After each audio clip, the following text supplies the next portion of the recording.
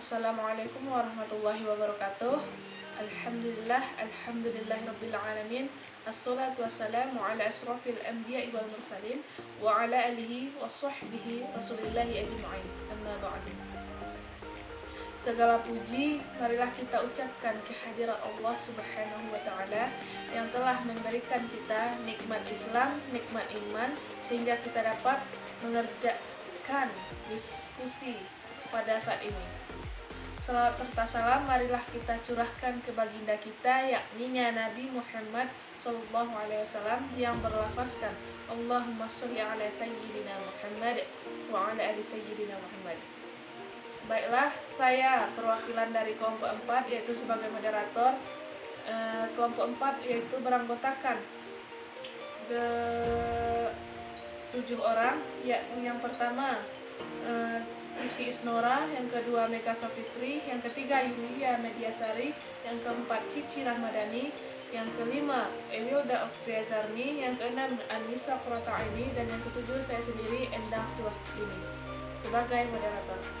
Baik, pemateri pertama yaitu tentang sistem ketatanegaraan Indonesia, yaitu yang akan dijelaskan oleh Saudari Nora dan Mega Safitri, dan yang materi kedua adalah perbandingan tata negara era Soekarno hingga Joko Widodo yang akan dijelaskan oleh Yulia Mediasari dan Cici Rahmadani, dan materi yang ketiga yang itu perbandingan sistem ketatanegaraan Indonesia dengan sistem ketatanegaraan Singapura yang akan dijelaskan Ewilda Oktriazarni dan Anissa. Selamat menyaksikan. Assalamualaikum warahmatullahi wabarakatuh. Assalamualaikum warahmatullahi wabarakatuh. Terima kasih kepada moderator. Baiklah, saya akan menyampaikan materi kami yang pertama tentang sistem ketatanegaraan Indonesia. Dari segi kelembagaan, prinsip kedaulatan rakyat dapat diorganisasikan melalui dua pilihan. Yang pertama, melalui sistem pemisahan kekuasaan atau separation of power dan pembagian kekuasaan atau division of power. Pemisahan kekuasaan bersifat horizontal dalam arti kekuasaan dipisah-pisah ke dalam fungsi-fungsi yang tercermin dalam lembaga-lembaga negara yang sederajat dan saling mengimbangi. Sedangkan pembagian kekuasaan itu dibagi secara vertikal ke bawah kepada lembaga-lembaga tinggi negara di bawah lembaga pemegang kekuasaan yang bersifat vertikal, bukan pemisahan kekuasaan yang bersifat horizontal. Undang-Undang Dasar 1945 setelah amandemen tidak memberikan ketetapan yang tegas tentang pembagian kekuasaan. Meminjam teori Yvonne Jennings, dapatlah dilihat bahwa pemisahan kekuasaan dalam arti material atau dalam arti pembagian kekuasaan itu dipertahankan dengan prinsipil dalam fungsi-fungsi kenegaraan yang secara karakteristik menekan adanya pemisahan itu kepada tiga bagian tidak dianut oleh Undang-Undang Dasar 1945. Undang-Undang Dasar 1945 hanya mengenal pemisahan kekuasaan dalam arti formil. Oleh karena itu, pemisahan kekuasaan itu tidak dapat dipertahankan secara prinsipil. Dengan kata lain, Undang-Undang Dasar 1945 hanya mengenal pembagian kekuasaan, bukan pemisahan kekuasaan. Sekian dari saya, terima kasih. Baiklah, di sini saya akan melanjutkan materi dari Titi Isnora, yaitu sistem ketatanegaraan Indonesia. Gagasan mengenai perlunya perubahan terhadap Undang-Undang 1945 makin menunjukkan arah yang lebih nyata. Ketika pemerintah di bawah pemimpin Presiden Habibie membentuk suatu panel di bawah kantor wali presiden, saat itu gagasan mengenai komisi negara yang bertugas menyusun Rancangan Perubahan Undang-Undang Dasar 1945 mengemukakan bahkan panel telah disampai komisi tersebut namun sering dengan pengunduran diri Habibie dari pencalonan presiden. Sebagai akibat penolakan MPR atas pertanggungjawaban yang disampaikannya dalam sidang umum MPR tahun 1999, gagasan mengenai Komisi Negara menjadi surut. Kembali perubahan politiknya yang terjadi sebagai hasil pemilihan umum tahun 1999 akhirnya mengemukakan MPR sebagai pengendali dalam proses perubahan meskipun tidak menafikan peran serta masyarakat. Beberapa prinsip utama disepakati dalam melakukan perubahan termasuk prinsip bahwa perubahan dilakukan secara bertahap dan naskah perubahan dilampirkan dalam naskah asli Undang-Undang Dasar 1945. Artinya MPR sepakat untuk membuat suatu undang-undang dasar yang sama sekali baru.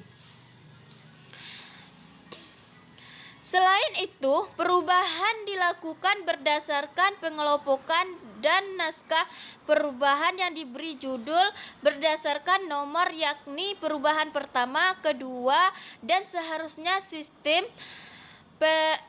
penomoran ini dipandang mengikuti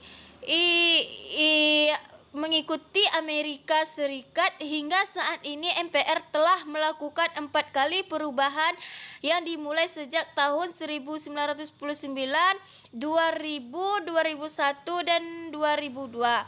Sesuai dengan jadwal waktu yang telah disepakati, perubahan keempatnya terjadi pada bulan Agustus 2002 merupakan perubahan terakhir. Meski demikian, perubahan masih mungkin terjadi mengingat banyaknya 248 kritik baik dalam kaitan dengan proses maupun substansi perubahan. Menjawab gugatan tersebut, MPR mengeluarkan TAP atau MPR No. 1 2002 tentang pembentukan Komisi Konstitusi. Tulisan ini hendak mengkaji dalam menjawab permasalahan sejauh mana perubahan-perubahan yang telah terjadi mampu menutup kelemahan Undang-Undang Dasar 1945 dan sejumlah Undang-Undang Dasar 1945 yang baru menyediakan landasan yang kuat menuju sistem ketatanegaraan yang demokratis yang hasil Komisi Konstitusi diperoleh secara yuridis formal. Undang-Undang 1945 serta seluruh amandemennya telah mengubah sistem ketatanegaraan Indonesia secara signifikan dengan membuat ketentuan-ketentuan yang dapat memperkokoh tersenggarnya pemerintahan yang tunduk pada konstitusi. Baiklah, hanya itu materi yang dapat saya sampaikan.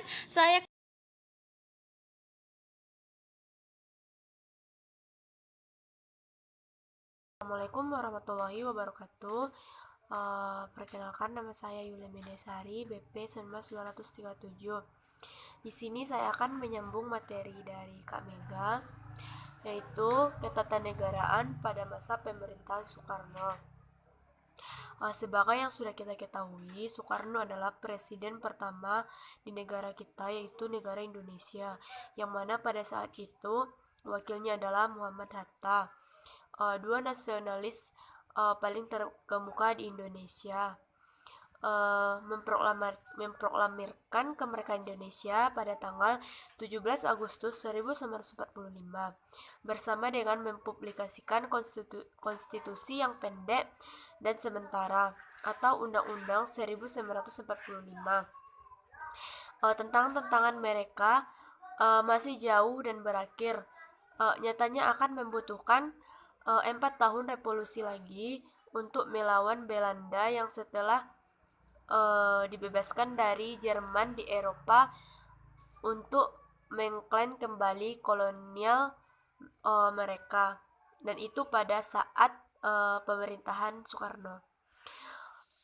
Kemudian perdebatan antara beberapa pihak yang berpengaruh mengenai dasar ideologi negara Indonesia dan berhubungan dengan organisasional antara sejumlah badan negara telah dimulai sebelum proklamasi tahun 1945. Pihak-pihak ini adalah yang pertama tentara, yang kedua kaum Islam, yang ketiga para komunis, dan yang keempat para nasionalis.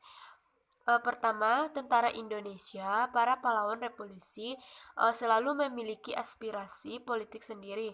Namun Undang-Undang Dasar Sementara 1945 atau yang dikenal dengan UUDS 1945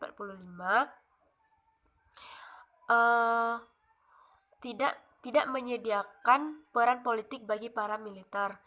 Ini merupakan sebuah kekecewaan untuk mereka dan sumber kecurigaan terhadap pihak-pihak yang lain yang mendapatkan kekuatan melalui Undang-Undang Dasar Sementara 1950 tersebut. Kemudian dan terakhir ada juga para nasionalisme yang menekankan kebutuhan akan jaminan hak-hak individu versus negara.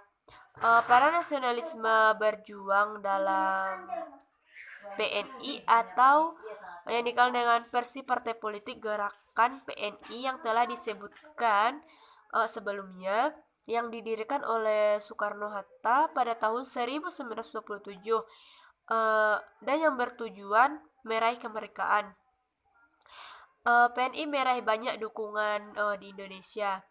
Makanya Soekarno pada saat itu harus mencari sebuah cara untuk menyatukan sudut pandang yang berbeda. Pada bulan Juli 1945, Soekarno menyampaikan pandangannya mengenai kebangsaan Indonesia dengan memproklamasikan filosofi Pancasila. Pancasila ini ada 5 menurutnya. Yang pertama adalah ketuhanan yang Maha Esa, yang kedua kemanusiaan yang adil dan beradab, yang ketiga adalah persatuan Indonesia, yang keempat adalah kerakyatan yang dipimpin oleh hikmat kebijaksanaan dalam permusyawaratan perwakilan, dan yang kelima adalah keadilan sosial bagi seluruh rakyat Indonesia. Kemudian demokrasi parlementer.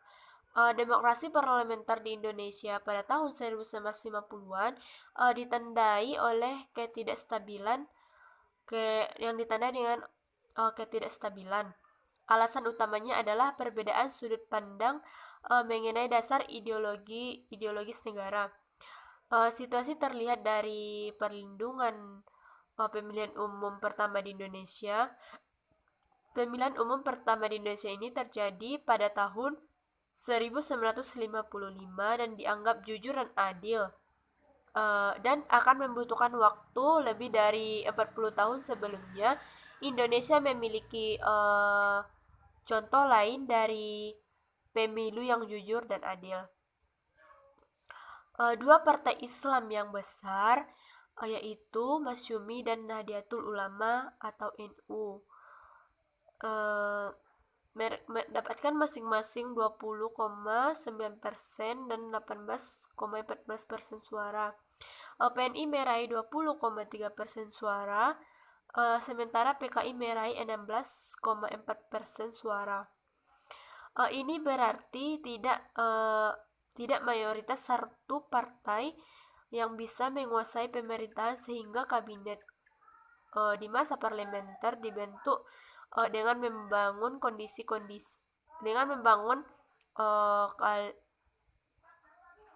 koalisi-koalisi antara berbagai aliran ideologi negara. Kemudian demokrasi terpimpin Soekarno. Pada masa periode demokrasi Soekarno, yaitu demokrasi liberal, yang telah menghambat perkembangan Indonesia karena perbedaan-perbedaan ideologi di dalam kabinet. Solusi yang disampaikan oleh Soekarno adalah demokrasi terpimpin, yang berarti pengembalian kepada Undang-Undang Dasar 1945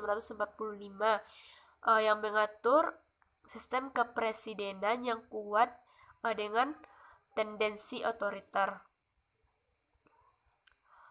Kemudian